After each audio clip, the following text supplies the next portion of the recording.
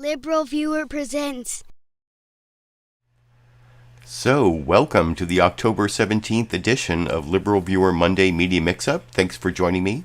Today I'll not only be sharing with you 3 political comedy clips. 3! I'm going to start off with 3 political comedy clips, including 2 from last weekend's Saturday Night Live episode, and that'll be part of my 13 best, most newsworthy clips I picked out from the Sunday morning news analysis shows from the big 5 corporate outlets of ABC, NBC, CBS, CNN, and Fox News, the so-called corporate media here in the United States, for which should be a really informative, educational, fair use, media criticism, and political commentary show for you all today.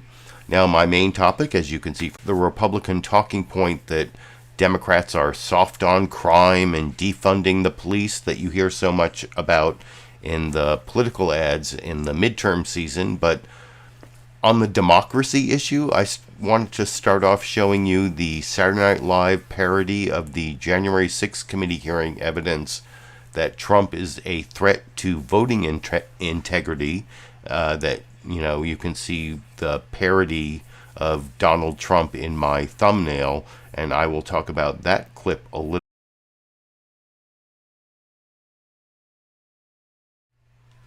Oh, sorry about that pause there, but I thought that was, kind of funny. This new guy's impression of Donald Trump, it's, the voice, the intonations, it sounds more like Trump than Alec Baldwin used to. In some ways, I don't think it really gives an as accurate representation of Trump as the clown that he is. I'm not exactly sure. He almost seems like smaller, like less threatening than Trump, while Alec Baldwin, I think, really exemplified the clownishness of Donald Trump. But that was the way. And by the way, there are links down in the video description to all of my sources of my videos, including the Saturday Night Live cold open that I just showed a brief clip of, and also the source of all of my clips. But I also wanted to talk about the upcoming midterm elections, and one of the big issues I mentioned was crime, and there have been a lot of misinformative Republican talking points about Democrats being soft on crime and defunding the police. And one of the more humorous parts of this, since I promised you 3 political comedy clips, well, my second political comedy clip is not from Saturday Night Live. It's from the debate between Senator Raphael Warnock and his Republican challenger Herschel Walker, who's had all these accusations against him about lying and lying about the number of children he has and not raising his children, and paying a woman that eventually became the mother of one of his children to have an abortion, like the first time he got her pregnant. And I can't even believe that Herschel Walker is a legitimate candidate for the Senate. And I thought his response here to the accusations from Raphael Warnock in the debate a couple days ago, I think this was last Friday, this is like the basis of the next Saturday Night Live clip I'm going to show you. But first, here is Raphael Warnock and Herschel Walker. This might be the race that decides whether Democrats or Republicans control the Senate. That's right. And in fact, it might go to a runoff, so it'll be like the last one and won't be decided till December 6th. And anyway, one of these people should be a senator, is a senator. One of these people should never be a senator, in my opinion, as I will discuss with you a little more after we watch an actual clip from the debate that got a lot of... the last part got a lot of play. I'm giving you like a longer version, 97 seconds, that I will talk about with you a little more after we watch it together over here. We will see time and time again tonight, as we've already seen, that my opponent has a problem with the truth. And just because he said something doesn't mean it's true. I have supported our police officers. I've called them and I've prayed with their families, like those officers lost in Cobb County when they were killed, doing what police officers routinely do. You can support police officers, as I've done, through the COPS program, through the Invest to Protect program, while at the same time holding police officers, like all professions, accountable.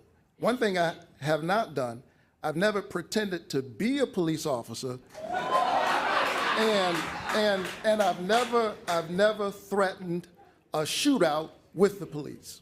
Well, and now I have to respond to that. We are moving on, I gentlemen. have to respond to that. And you know what's so funny? I am with many police officers, and at the same time, Mr. Walker, Mr. Walker, Mr. Walker, Mr. Walker, excuse me, Mr. Walker, please, out of respect, I need to let you know, Mr. Walker, you are very well aware of the rules tonight. Yes. And you have a prop. Yes. That is not allowed, sir. I ask you to put that prop away. Well, it's not a prop. This is real. And he said, I have a problem. I never worked with law enforcement. It is considered a prop, Mr. Walker. Yes. Excuse me, sir. Yes. You're very well aware of the rules, aren't you? Well, Aren't you aware of the rules? He brought up the truth. Let's talk about the truth. Thank you for putting that prop away. And yeah, that clip got a lot of play, became kind of viral. And I mean, the one thing they talked about is like the pulling out the badge, and pulling out a badge does not make you a cop. And I can prove that right now. Here, look at this. I have a badge. Does this make me a police officer? No, having a badge does not make me a police officer. And apparently he's like an honorary sheriff, which is like, you know, being a junior detective or whatever, getting like something out of the cereal box almost. No, he like has a PR relationship with the sheriff in the county that he lives in. But the thing is, he's like lied about so many things. He like said he was a police officer, he was an FBI agent, and no one even talks about the like putting a gun to his wife's head and threatening a shootout with the police. That even, there was no follow-up on that. And then the weirdest part of that answer was his phrasing. It's like the has work with police. Well, that was the thing I liked about Saturday Night Live over on Weekend Update, is they actually pointed out like the really weird phrasing of Herschel Walker's response in that debate that I will talk about with you a little more after we watch that joke from Saturday Night Live on Saturday together over here. During last night's Georgia Senate debate, Raphael Warnock accused Herschel Walker of lying about working in law enforcement. Then Walker pulled out a prop badge and said, quote, "I am work with many police officers," which is yet another sign that Herschel Walker has brain problems.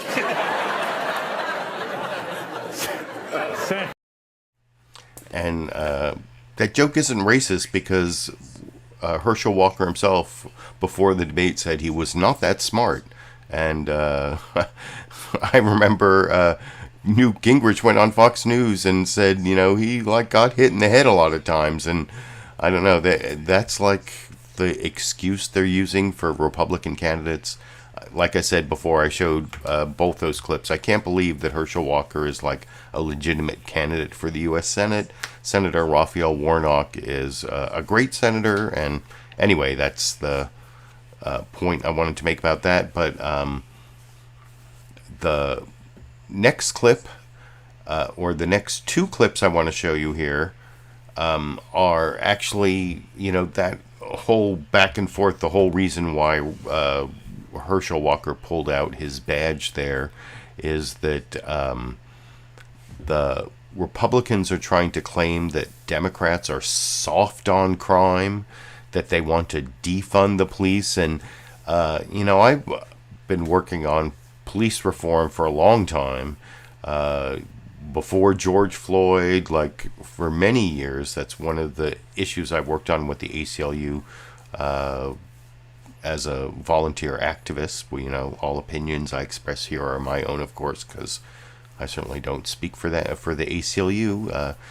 And so the point I'm trying to make, though, is that Republicans have like seized on this crime issue. There has been like some increase in crime in the last couple of years, maybe because of the stress of the pandemic, and of course there's like a huge amount of guns in the United States that kind of leads to a lot of gun crimes. And the thing though is, I talked about defund the police when that phrase first came out after George Floyd, and you can go back to one of my live streams where I talked about how it was like an important slogan that tried to bond together like the establishment Democrats with like the street activists, because that's what the like activists on the street wanted, to defund the police, abolish the police. And defund the police is, not as politically toxic as saying abolish the police. It's really it's kind of a nuanced concept where it's talking about shifting money away from the police for providing services they can't provide, like mental health services. A lot of times when police encounters with the public go bad have to do with people having mental health episodes where they don't need someone coming with a gun. They need someone coming with like a social worker degree or a psychology degree. And that's, defunding the police was really more about shifting funds. But the most important thing to know about defunding the police is nobody defunded the police.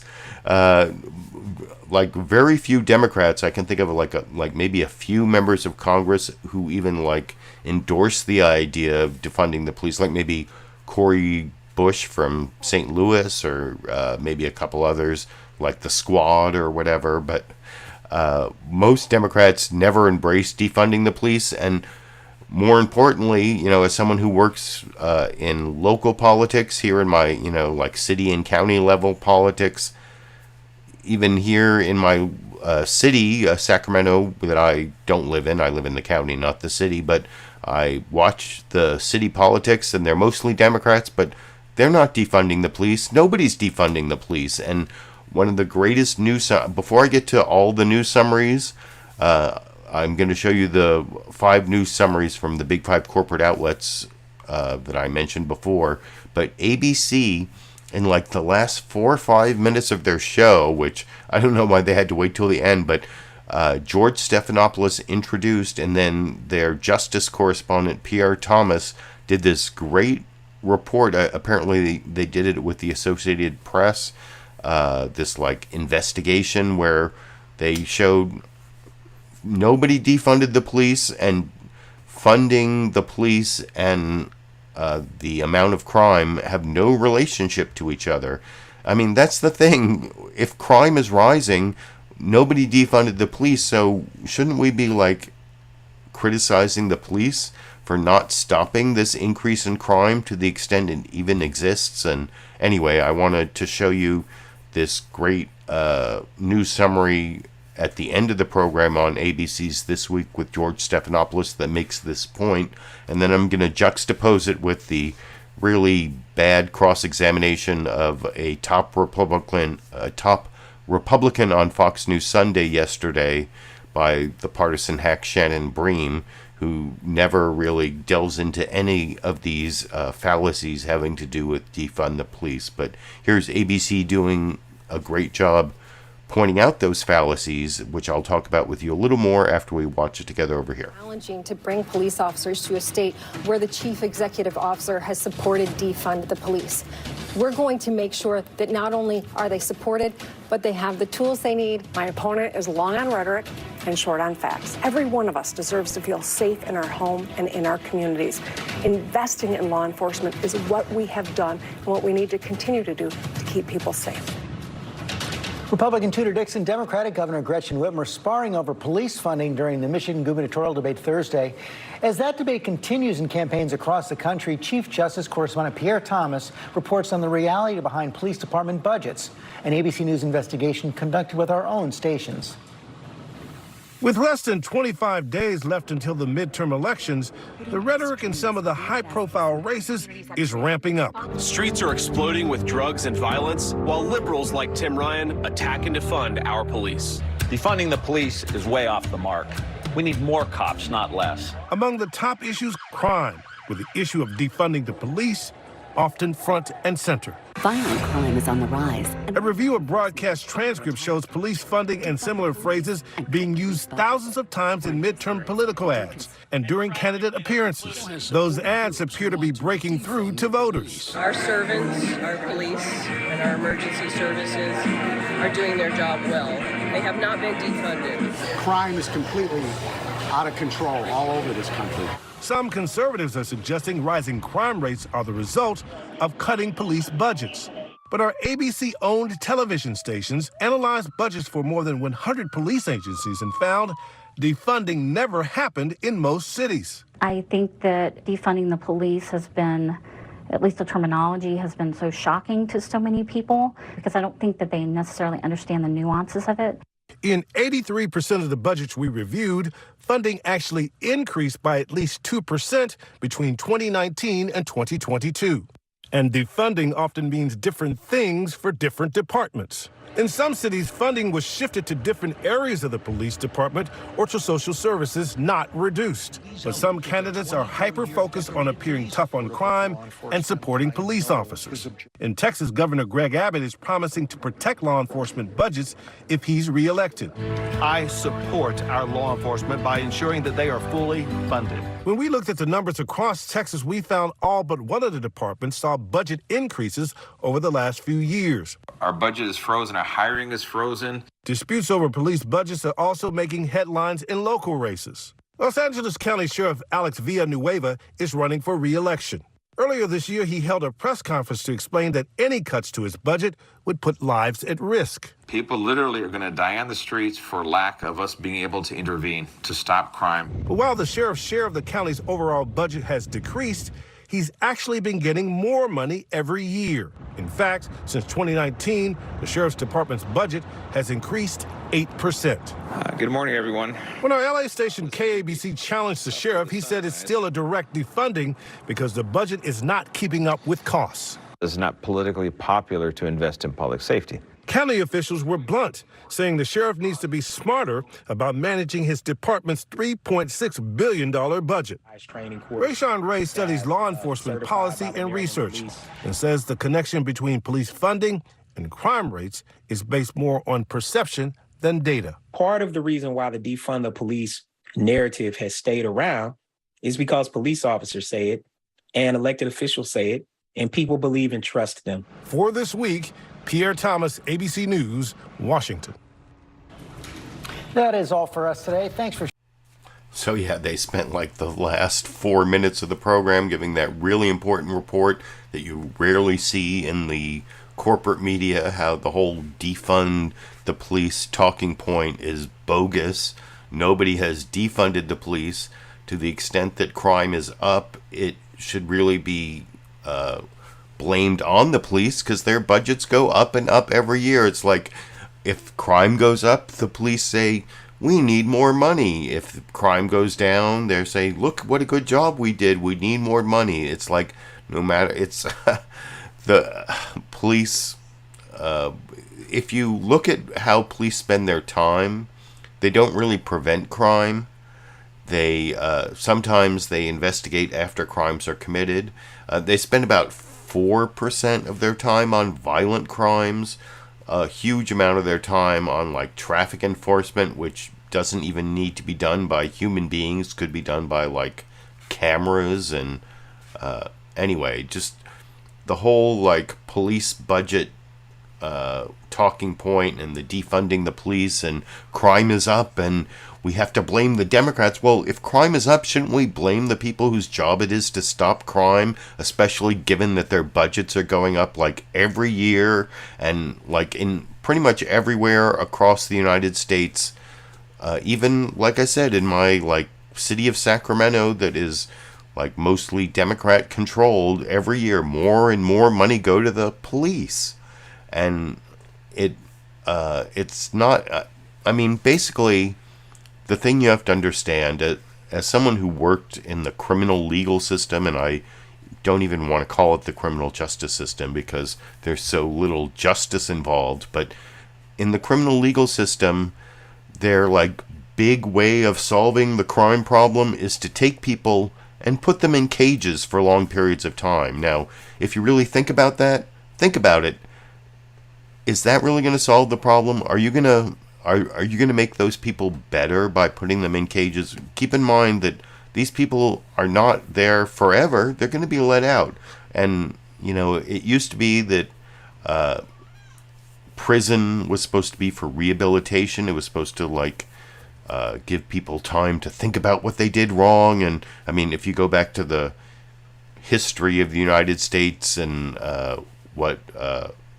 penitentiaries were for the penitent, and there were very few crimes, and a lot of them had the death penalty and whatever. I don't want to go into all the history of criminal justice that I have studied over the years, but my point being that putting all these people in cages and that are basically like universities to train people to be better criminals, that is like a stupid solution to the problem of crime, to the extent crime is a problem. And also keep in mind, like, how we define crime, that we don't talk about, you know, corporations engage in wage theft in an amount that is much larger than all, like, the shoplifting. But then you see shoplifting as like the big crime they cover on Fox News, and they exaggerate out of proportion. Nobody talks about all the corporations that are stealing wages from their employees through wage theft, or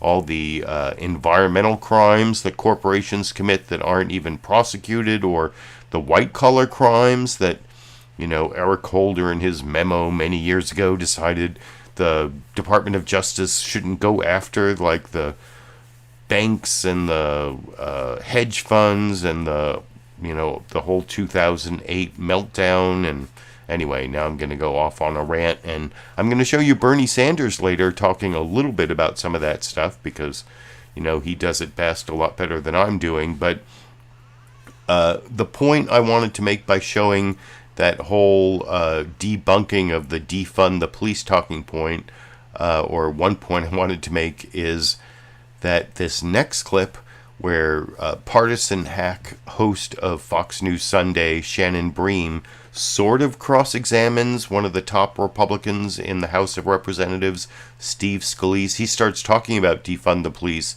and she, like, gives a very, very soft cross-examination, like, well, isn't crime worse in a lot of Republican states? Which is true. So it has nothing to do with defunding the police. But she never really talks about any of the stuff you saw in the ABC this week with George Stephanopoulos investigation that Pierre Thomas talked about. So it's not a really good cross-examination. Anyway, this is the last clip I'm going to show on the crime issue that I promised I would debunk.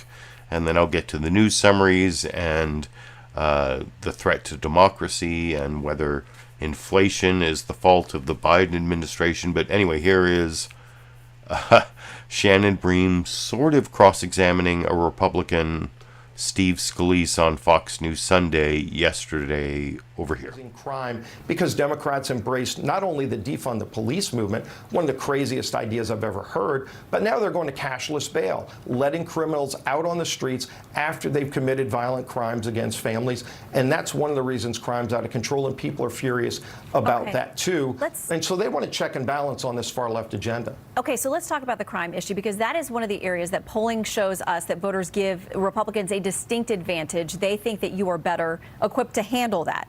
But critics say that you're scaremongering about what's actually happening. They say some of these ads from Republicans on the issue of crime have racial undertones. Here's something from the Washington Post, an opinion piece. It says, violent crime is not soaring. In fact, it might be declining. Most violent crime is committed by white people, and violent crime is generally worse in Republican-run states. Your response?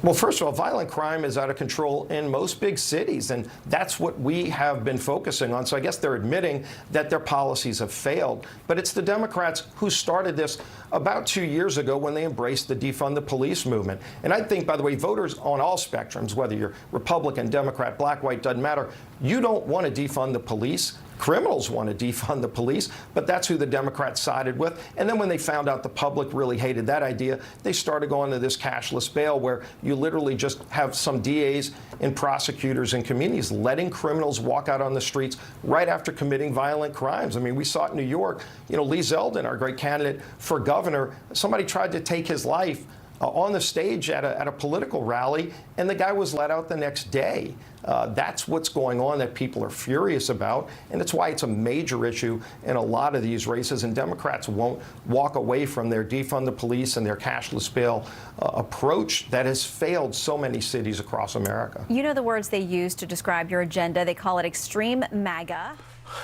And then she goes on to ask him about abortion and where he is on the abortion issue, but that wasn't really good cross-examination. None of the facts you saw on in the previous clip from ABC about how defunding the police didn't actually happen, and crime rate. Shannon Bream did briefly mention that crime is higher in like a lot of red states, like the highest murder rate, Mississippi. Is that the fault of Democrats? But, you know, even they like try to parse the issues, so it's somehow Democrats' fault. But, I mean, really, the issue of crime is not solved through giving more money to police. You need public services create public safety, not putting people in cages, as I was talking about earlier. But anyway, that was an example of Fox News bias, even though Shannon Bream was sort of like giving almost like lip service to the cross-examination by mentioning a little bit of the reasons why what Steve Scalise was saying was totally wrong, but nothing really important that would debunk the Republican talking points more fully, like the ABC clip I showed or the like surrounding rant I gave. But anyway, that was the first topic I wanted to talk about, the crime topic, the bogus defund the police talking point. Now I'm going to show you the news summaries from the big 5 corporate outlets in order from longest to shortest. And the longest news summary was from NBC News's Meet the Press, Chuck Todd, talking about the upcoming midterm elections. We're like 3 weeks away, and the control of Congress is still looking pretty close. Things have turned kind of bad for the Democrats in terms of keeping the House of Representatives, but the Senate still looks like the Democrats could keep it, maybe even expand their majority. And anyway, that is what Chuck Todd talks about in the longest of the news summaries that I will talk about with you a little more after we watch it together over here. Good Sunday morning. There are just over 3 weeks to go until Election Day. Nearly 2 million Americans have already voted. Just another 120 million to go.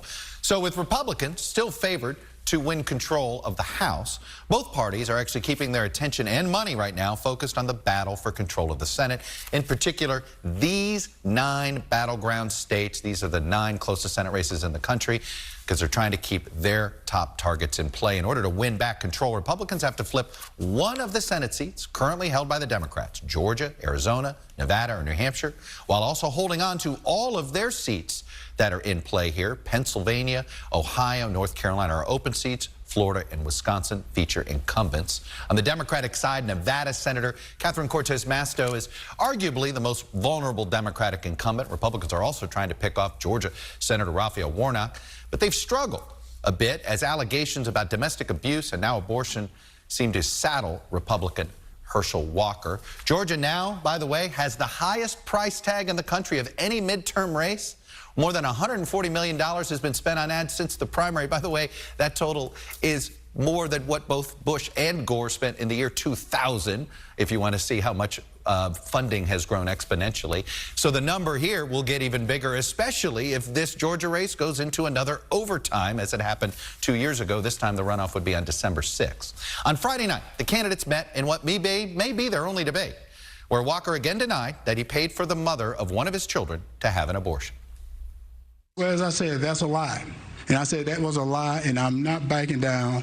And you have Senator Warnock, people that would do anything and say anything for this seat, but I'm not going to back down because this seat is too important to the Georgia people for me to back down right now. You've been vocally pro-life, supporting a ban on abortions without exceptions. Would you support a complete ban on a national level? Well, first of all, see, that's not true either. I said I support the heartbeat bill. And I said that has exceptions in it. Do you believe there should be any limitations on abortion set by the government? And you have 60 seconds. I think that the women of this country and the women of this state woke up one summer morning and a core protection that they've known for 50 years was taken from them by an extremist Supreme Court. And I stand where I've said I stand in the past, that a patient's room is too narrow and small and cramped a space for a woman, her doctor, and the United States government. By the way, early voting in Georgia starts tomorrow. Let's turn now to a few of the Democratic opportunities here. Just 2 Republican incumbents, as I noted, are in battleground races. That's in Wisconsin and Florida. But nominees that essentially were handpicked by Donald Trump in those 3 open races have made those states more competitive as well. The cycle's second highest ad price tag is in the state of Pennsylvania. More than $95 million has been spent on ads just since the primary in May. My colleague Dasha Burns had exclusive interviews this week with both Senate nominees. NBC News agreed to Democrat John Fetterman's request to use a transcription program during the interview because he's still experiencing some auditory processing issues from a stroke he had in May. Outside, though, of releasing a letter from his cardiologist on June 3rd, the campaign has denied additional requests for his medical records. Don't voters deserve to know your status now? Being in front of thousands and thousands of people and having interviews and getting around all across Pennsylvania, that gives everybody and the voters decide, if they think that it's really the issue. Dr. Oz likes to make fun of me that I might miss a word, but he's missed 2 words. And that is a yes or no on the national abortion ban. One of your campaign staffers said that John Fetterman wouldn't have had a stroke if he had, quote, ever eaten a vegetable in his life. You're a doctor. You're a heart doctor. You, of all people, understand what John Fetterman is going through better than most. Why would you allow your campaign to mock him like that? I have tremendous compassion for what John Fetterman is going through. I mean, not only do I, as a doctor, appreciate the challenges, but I know his specific ailment because it's a specialty area of mine. Doesn't the buck stop with you? Isn't that what a leader accepts? Oh, I accept the responsibility, and I deal with issues as they come up, but he has his own set of issues. We should have had a debate already. But would you ever talk to your patients like this? No. In Wisconsin, the race between Republican Senator Ron Johnson and Democratic Lieutenant Governor Mandela Barnes comes in at $76 million spent on ads in just 2 months since the primary. This puts Wisconsin 3rd on the overall spending list. Many of the ads have focused on the issue of crime, at least the ads coming from Republicans. And in a debate this week, those attacks by Johnson continued. But we need law enforcement, and the problem with the whole defund movement, which he's been a big supporter of, it dispirits law enforcement. They're having a hard time recruiting members. No police officers in this country were more dispirited than the ones who were present at the United States Capitol on January 6th. I immediately and forcefully and repeatedly condemned the violence on January 6th, unlike my opponent, who basically just ignores the 570 riots, the 2,000 law enforcement officers injured during the summer riots, and he incited the Kenosha riots. He called those folks patriots. He called them tourists, the people who were beating up police officers in the United States Capitol, the people that were there to protect him. Mandela Barnes was endorsed early in the primary by Senator Bernie Sanders. It helped vault Barnes to the lead in that primary. Meanwhile, Senator Sanders has been cautioning Democrats to stay as focused on economic issues in the final weeks of the race as the party has been on the issue of abortion rights. And Senator Sanders joins me now. Senator, welcome back to Meet the Press. And I will have a clip of Bernie Sanders talking about whether inflation is a problem and whether Democrats should talk about it in addition to abortion and the threat to democracy. But I thought that was one of the best news summaries. I mean, NBC did talk a little bit about polling, but I think they gave a good look at the Senate races. The next longest news summaries from CBS News Face the Nation. Margaret Brennan talked to their pollster, Anthony Salvanto, and, I've actually criticized some of the news programs for focusing on their polls as news. They have a new poll coming out, and they make that the most important story of the week, but 3 weeks before the midterms, actually the polls are kind of newsworthy. And anyway, I'll talk about the CBS News Face the Nation poll and their news summary after we watch that second longest news summary from the big five corporate outlets together over here. Good morning and welcome to Face the Nation. We are just over 3 weeks away from midterm election day. Voters are already casting ballots in 18 states, and voting will start in 8 more this week. What are they focused on, and which party do they think should be in control of the House and Senate, as well as the 36 states where there are ongoing contests for governor? Our new CBS News Battleground Tracker poll shows the Republicans are still favored to capture the House with an estimated 224-seat majority. That's 6 seats more than they need to take control. Our last estimates showed Democrats narrowing the gap, but that momentum has stalled. CBS News Elections and Surveys Director Anthony Salvanto is here to tell us why. Good morning to you, Anthony. What indicates momentum is stalling and why? Good morning, Margaret. So this is the first time since we've updated the tracker throughout the summer and into the early fall where Democrats haven't been cutting into that Republican lead. And it comes at a time when people think the economy is getting worse. In fact, 2/3 of people say that. Now, we've gotten bad news this week about inflation, and the way that people interact with that often is gas prices. Well, there's been this stark turnaround. It was in August, people thought they saw gas prices going down. Now, majority says they think that they're going up in their area. So that's one point. But we wanted to understand, how does this connect politically? So I asked specifically, who's responsible for this? And are the Democrats and Joe Biden responsible for this? And the answer is somewhat. People understand that there are other factors there. They know there's global factors. They know there's supply issues. But Democrats are, on balance, seen as having been more harmful than helpful. Now, a president is always somewhat tied to their economy. And Joe Biden, when asked, gets some responsibility for this. Not necessarily a lot, but 2/3 of people do say they think he and the administration could be doing more. So all that nets out. Democrats are still losing people for whom the economy is the most important issue. They're still trailing with people who say that their financial situation isn't good. And that is part of the reason that's stalled. I should add this. Up until now, we've talked a lot about the abortion issue because that's been underpinning a lot of those Democratic gains. It is still critical. Democrats are still winning voters who prioritize the abortion issue. But the thing is, there are not more of them in the electorate now than there were last month. So there's always been this fight about what is this election about? To the extent that Democrats cannot make it more about the abortion issue than it has been, that helps keep that balance of power in place. And turnout is always a factor. We know voter turnout is typically higher in that group 65 and older. For people on fixed incomes, inflation is really painful. What are you seeing? It's really a concern. I'm glad you raised it because what happens is they show concern about inflation, about prices. They also show concern about the stock market because, retirees might have money in the market, of course. So that's out there as well. You're right. They do vote. In our models, they are showing up. They are saying they're going to show up. And that's typical for a midterm. So it's really, really an important voting block, Margaret. So, Anthony, what could change here? Yeah, let's look at the possibilities that we can see in the data.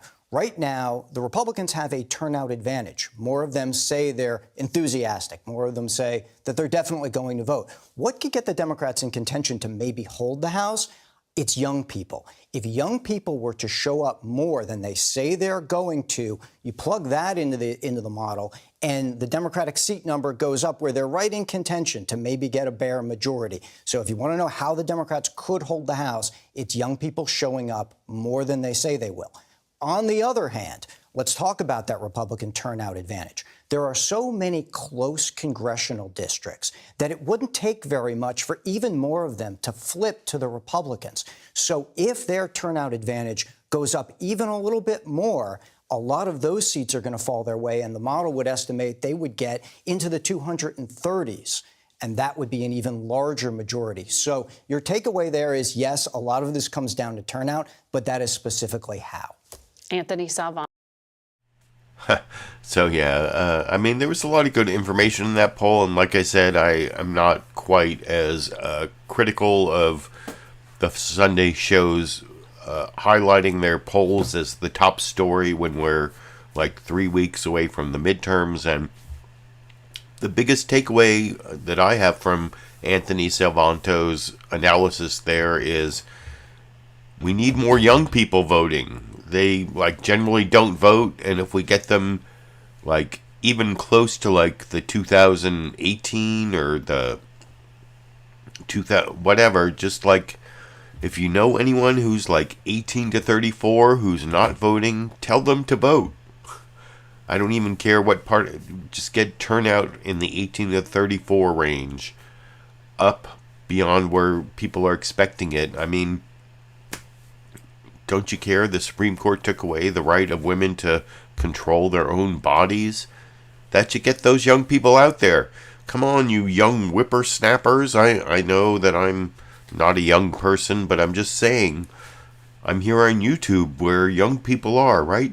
I'm talking to the young people. No, I've looked at my demographics. I don't think I'm really talking to the young people, but if you know any young people, tell them to turn out. But anyway, that was the second of the 5 news summaries.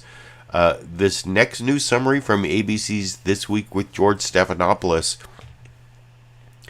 I don't know, this might be the biggest story of the week. The last 2 you saw focused on the midterms and polling and the Senate races, etc., etc.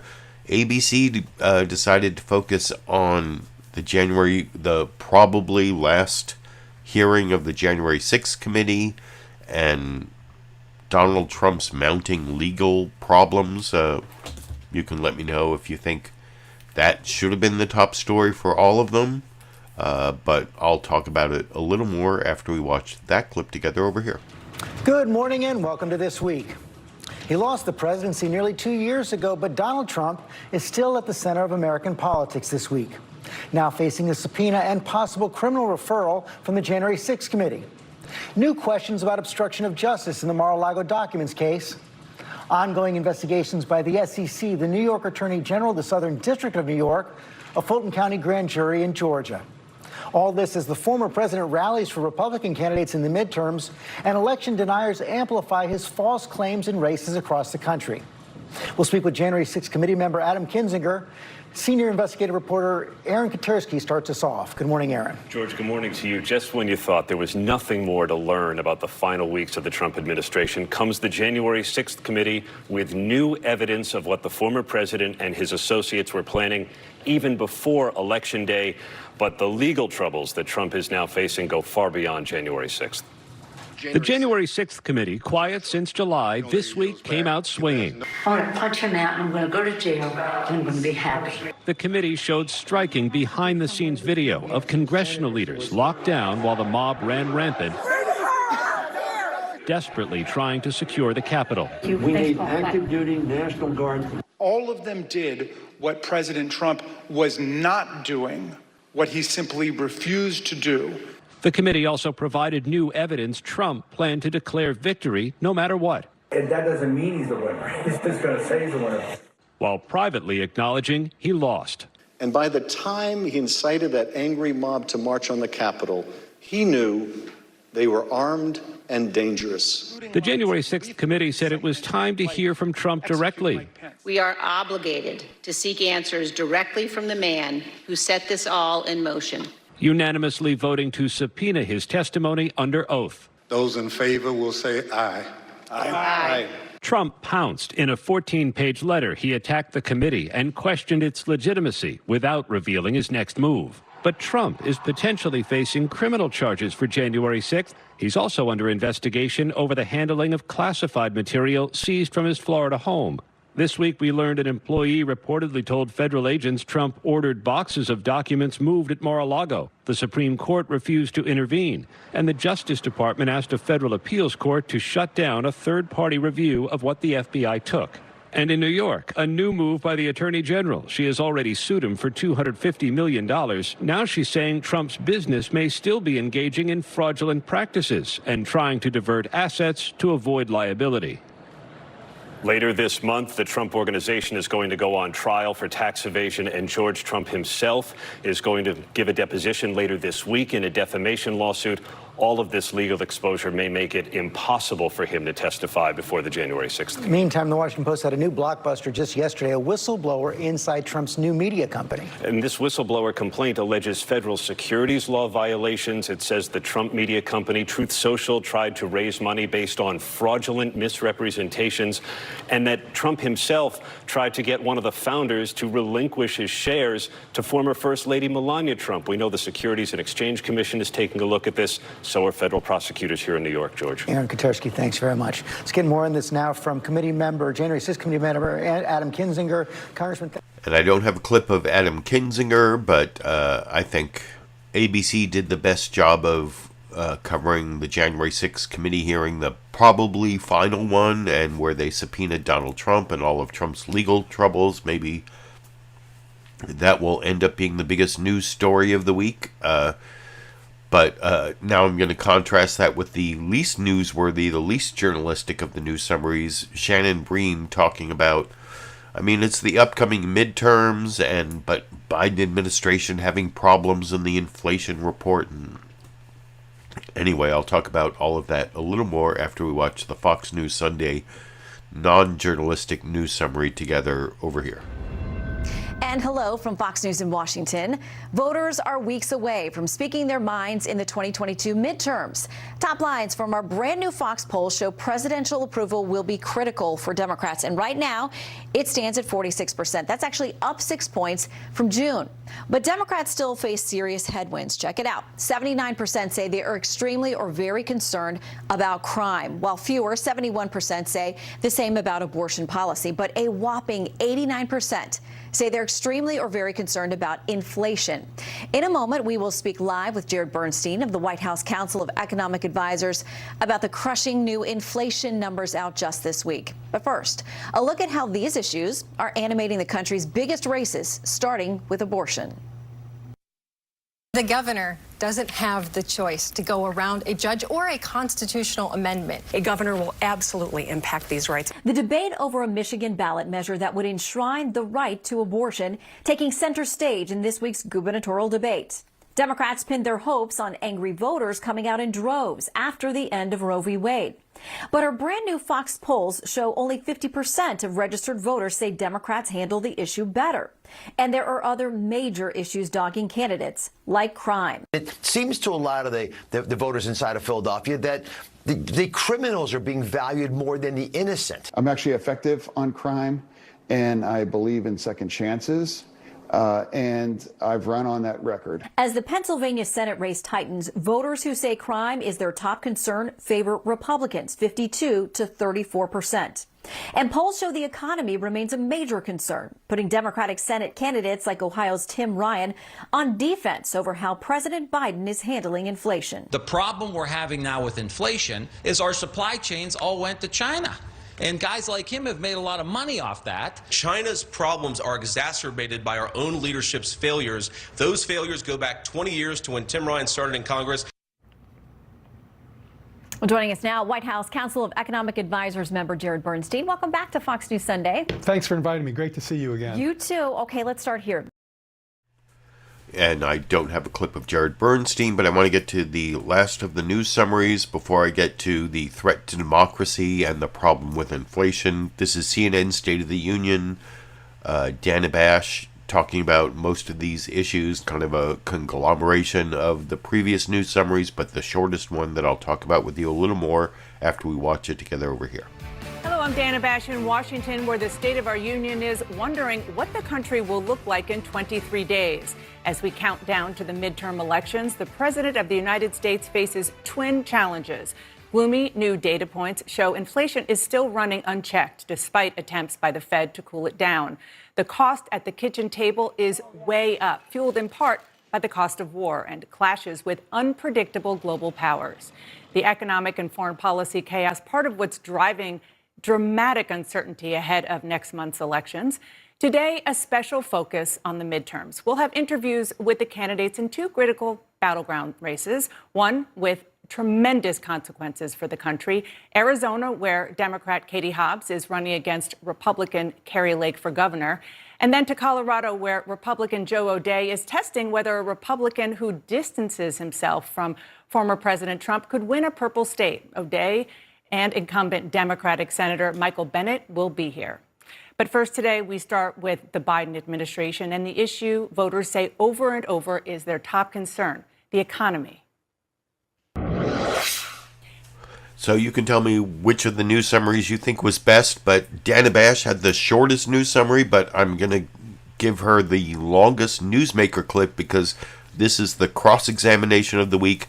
Kari Lake, the candidate for governor of Arizona, being cross-examined by Dana Bash both about her rejection of the 2020 election results, and then at the end there's this like awesome back and forth where Dana Bash is like, will you accept the results of your election? And well, if I'm going to win and I will accept the results when I win, but what if you lose? And that's the whole problem with the Republican Party that I'll talk about with you a little more after we watch that longest newsmaker clip with the best cross-examination from CNN's State of the Union yesterday together over here. On to another really important issue, particularly when it comes to your critical swing state of Arizona.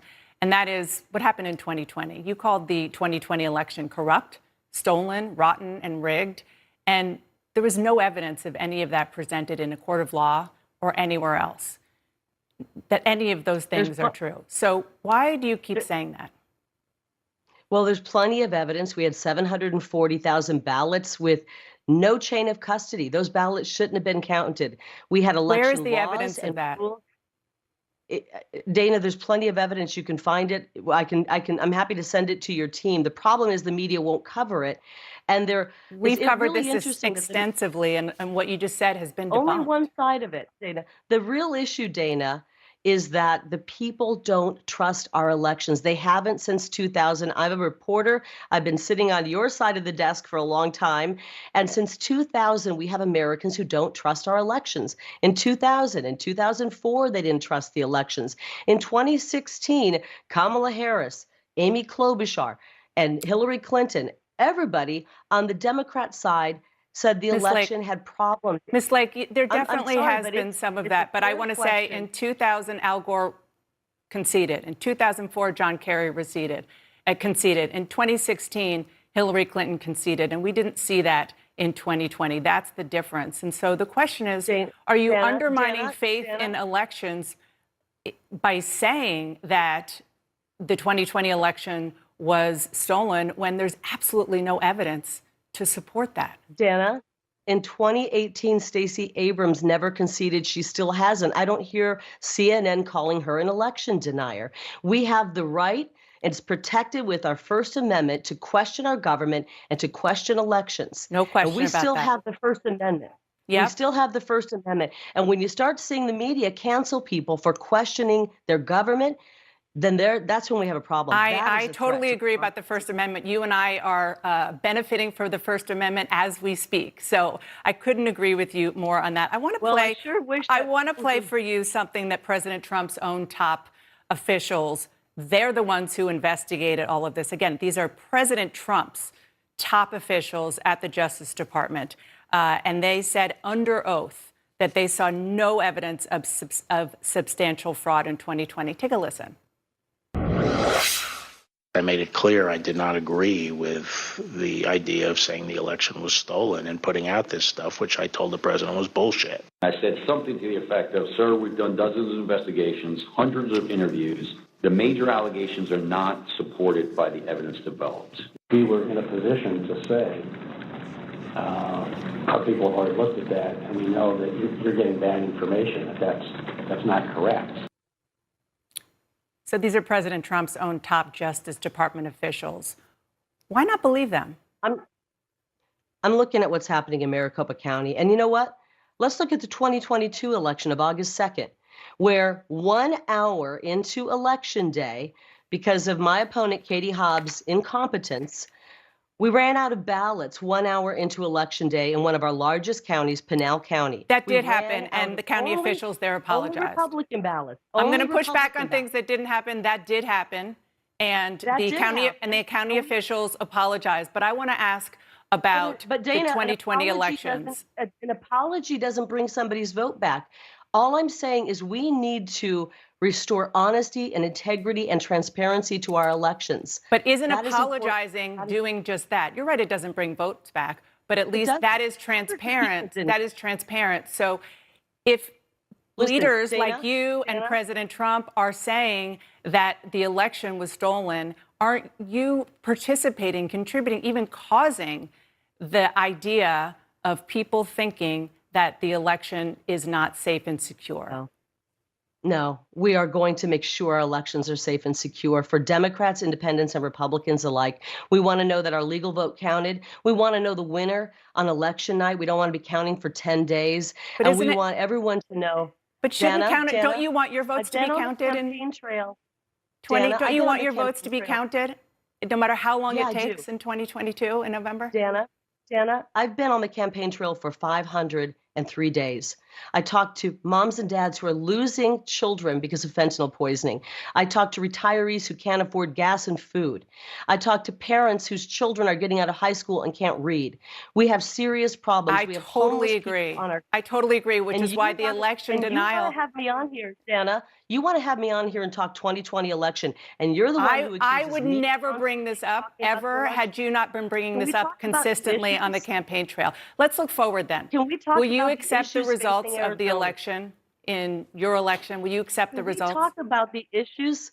I came on here thinking we were going to talk about the issues facing Arizonans right now. We did. And you've spent the entirety of this time talking about 2020. I think you're stuck on 2020. I really do. I have interviewed many Republicans and haven't even mentioned it. I only did with you because this is a big thing that you are running on. Let's look ahead. Dana, and let's talk about the 2022 election. Will you accept the results of your election, Ms. Lake? I'm running against a twice convicted racist who cost the state taxpayers $3 million because of her hatred for people of color. She paid a woman of color in her office $30,000 less than men doing the same job. Last week, we learned she held a slave auction, a mock slave auction in high school. We saw her running from a black reporter, hiding in the bathroom from him. I'm not going to lose this election because I'm going to talk to Katie Hobbs. I'm going to talk to Katie Hobbs right after we're done. Arizona will never elect a racist like Katie Hobbs. My question is, will you accept the results of your election in November? I'm going to win the election, and I will accept that result. If you lose, will you accept that? I'm going to win the election, and I will accept that result because the people of Arizona will never support and vote for a coward like Katie Hobbs, who won't show up on a debate stage. She's single-handedly destroying a 20-year tradition of gubernatorial debates because of her cowardice. So I know already, no momentum behind her. The polls are in our favor, and we're going to win this election. I'm 100% confident of that. We have the ideas, common sense ideas that people want, and we're seeing Democrats pour over and vote for us right now. I've had many people reach out and say they're voting for us. So the Democrat Party is faltering. It's not the party of solutions. It's the party that has caused the problems that we're in right now. I really appreciate you coming on with me and answering these questions. And I'm going to go now to your Democratic opponent, Katie Hobbs, to talk to her about some of the things that you and I...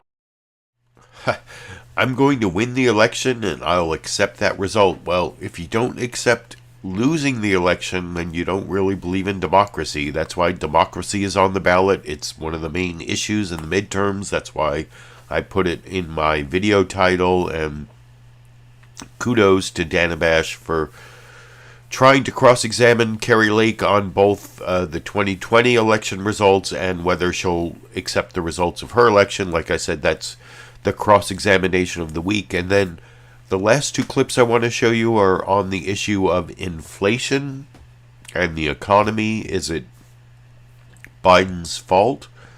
Is it, the president always gets credit or blame for the economy, but here's Pete Buttigieg over on CBS News' Face the Nation explaining what the Biden administration has been doing on inflation, and I'll talk about that clip a little more after we watch it together over here. I want to pick up where we just left off on the polling because it looks like Democrats have a problem here. As you heard, more than 2/3 of registered voters, 68%, think your administration, the Biden administration, could be doing more to combat inflation.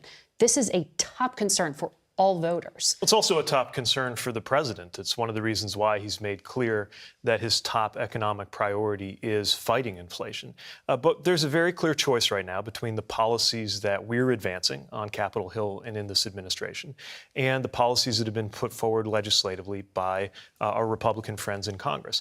Our focus has been on reducing the pressure of cost of living on families. For example, take the Inflation Reduction Act, right? Part of what that does at a time when we have pressure on people because the cost of living is going too high is to cut the cost of things like prescription drugs. Of course, Republicans voted against that. Right, but they've also made clear right now that they're proposing legislation to reverse that, to repeal that. So you have something like letting Medicare negotiate the price of prescription drugs, something Americans have wanted to happen for years. We finally got it done. The president signed it. Congress passed it.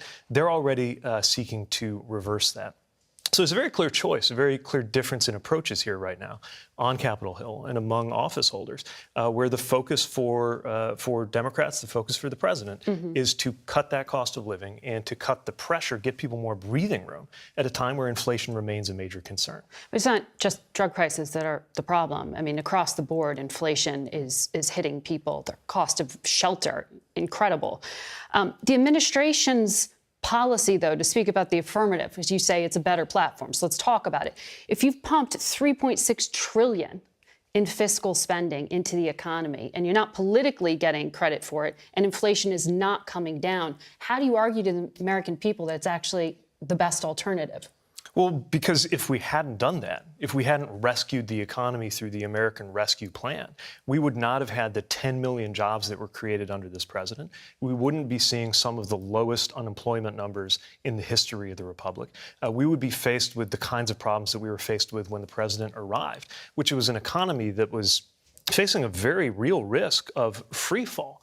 We're in a situation right now where demand has come back. Consumer confidence is up. People have more money in their pockets, and an almost record number of Americans are working. The other side of that is record inflation, and that's because that's because the supply side is straining to keep up with the demand, which is why we're also working. I think really the main factor.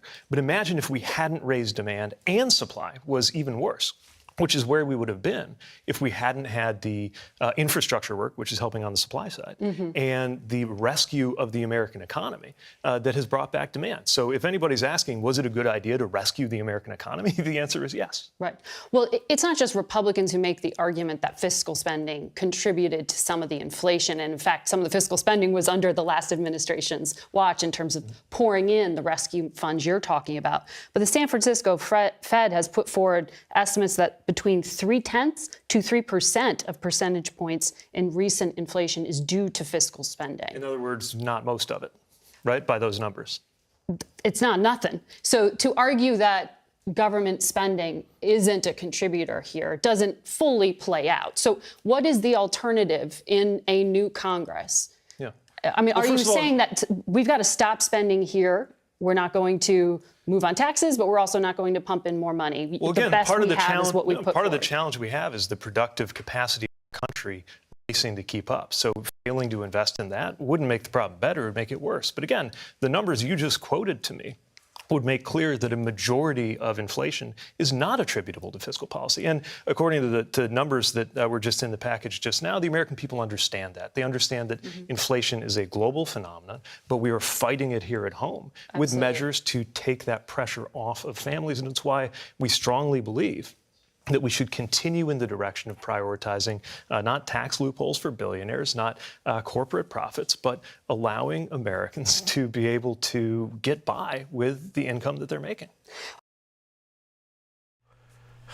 So there you have former Democratic presidential candidate Pete Buttigieg, now Transportation Secretary, explaining why inflation isn't really the fault of the Biden administration and it's a global phenomenon and all the stuff they're doing. And I think he did a pretty good job, but I think the best job was actually by another former Democratic presidential candidate, Bernie Sanders, over on NBC News' Meet the Press, making even stronger points on the inflation issue that I will finish up the program. This is the final Newsmaker clip that I will talk about with you a little more after we watch it together over here. Look, I want to focus on this was an op-ed you wrote about a week or so ago, and you've said this in other programs. So walk me through what you'd be doing right now. If you're in one of these battleground races, you've said abortion rights should be front and center. How would you be talking about the economic issues? Well, number one, what the Supreme Court did was totally outrageous. It is women who should control their own bodies, not the government. Number two, too many people have fought and died to defend American democracy. We cannot let right-wing extremists undermine what is so important to this country, and that is the right of all people to participate in the political process. Thirdly, and terribly important, we live in a moment, Chuck, in which we see an economy where the people on top are doing phenomenally well while working people are struggling. You got more income and wealth inequality today than any time in the history of the United States. 3 people owning more wealth than the bottom half of the people in our society. That is insane. So what I think is Democrats should talk about the economy. I think they should contrast their views with the Republican positions. I believe, and most Democrats believe, that at a time when half our people live in paycheck to paycheck, we should raise the minimum wage to a living wage. No Republicans support that. I think we should make it easier for workers to join unions. Republicans don't support that. I believe that when you have billionaires not paying a nickel in some cases in federal income taxes, yeah, we should demand that the rich and large corporations start paying their fair share. Now, what Republicans are saying, Chuck, which is quite amazing to me, is that in the midst of these difficult economic times for seniors and for other people, you know what they say? We got to cut Social Security. We got to cut Medicare. We got to cut Medicaid. I think that that is grotesque, and I think Democrats have got to hold them accountable for those reactionary positions. Senator, do you accept the criticism that the American Rescue Plan passed in early 2021 contributed to the current inflation issue we're dealing with now? No, I don't. Inflation right now, as I'm sure you know, Chuck, is an international problem. In Germany, it is 10%. UK, it is 10%. Canada, it is 7%. Inflation globally is caused by the pandemic and the break in supply chain. It is caused by, in my view, the war in Ukraine, obviously, and it is also caused by incredible corporate greed. And I hope everybody understands that when you go to the gas tank, you fill up your car today, the oil companies are making huge profits. The food companies are making huge profits. Prescription drug, a high pharmaceutical industry making huge profits. We got to deal with that issue. Why do you think Republicans won't? By the way, we have corporate greed, corporate greed. See, that's what you get from Bernie Sanders. You don't get from Pete Buttigieg, although they both made pretty strong arguments about inflation not really being the fault of the Biden administration, being a global phenomenon. And I mean, that doesn't mean that the current president doesn't get credit or blame for the economy. That's what always happens. I'm not claiming that shouldn't be or isn't what always happens, but If you look into the actual facts, that's what you come to find, that it's a global phenomenon, etc., etc., etc. But before I finish the program, I do want to thank my live viewers for showing up and supporting my live stream. I especially want to thank my 2 Super Chat contributors, Matthew, and then I see Lulu Girl there, both contributing. I don't get a lot of ad revenue from these live streams, and so I guess Matthew and Lulu Girl, you helped me pay for this prop badge I used. I got this prop badge for the live stream, and the 2 of you have at least reimbursed me for that, so thank you for that, and thank you for everyone who watched the live stream. I will be continuing to do these Monday mini mix-ups through the end of 2022, and I'll be updating you on what happens after that, or if I'll keep doing it after that. And anyway, thank you all for joining me. I will be back next Monday, and until then, I guess I will be seeing all of you around the internet.